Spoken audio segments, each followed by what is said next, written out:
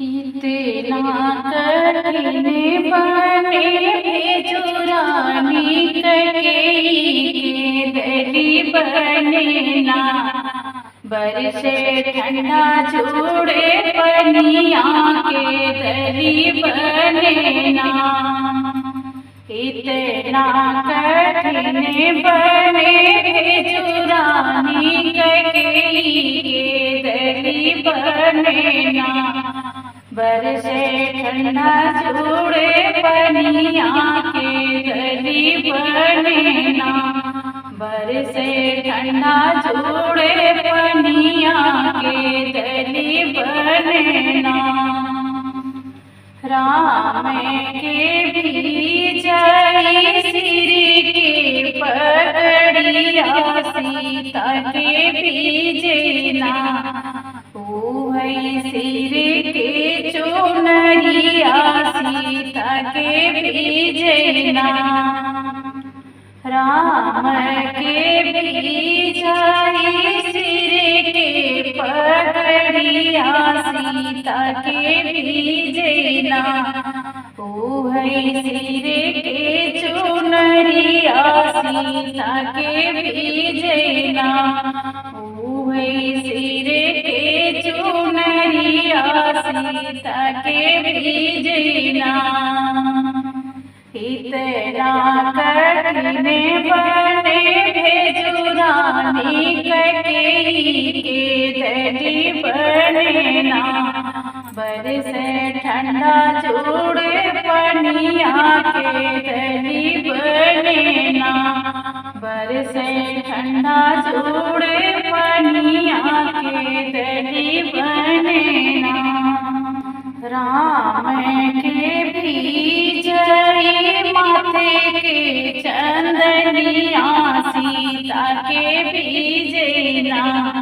ओहई मांगी के शेनुरे सीता के बीजना। राम के बीजई माथे के चंदनिया सीता के बीजना।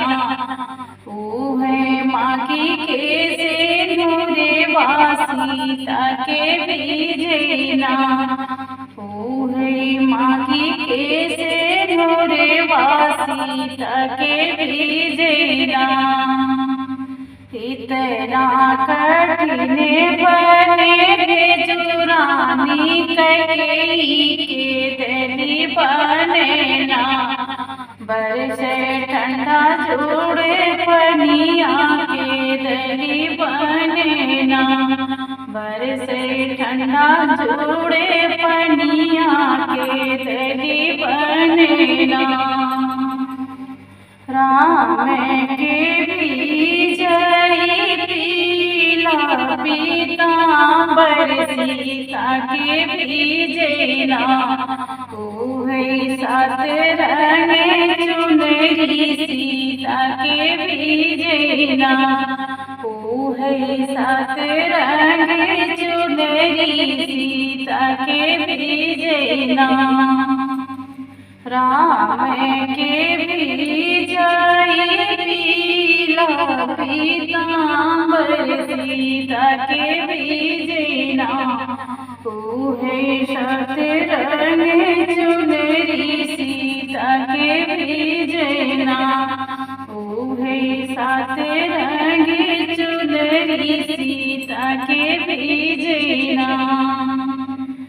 राम के बीजई पावे के खड़ाऊं सीता के बीजना। ओहे पावे के महावर सीता के बीजना। राम के बीजई पावे के खड़ाऊं सीता के बीजना। ओहे पावे के महावर सीता के बीजना।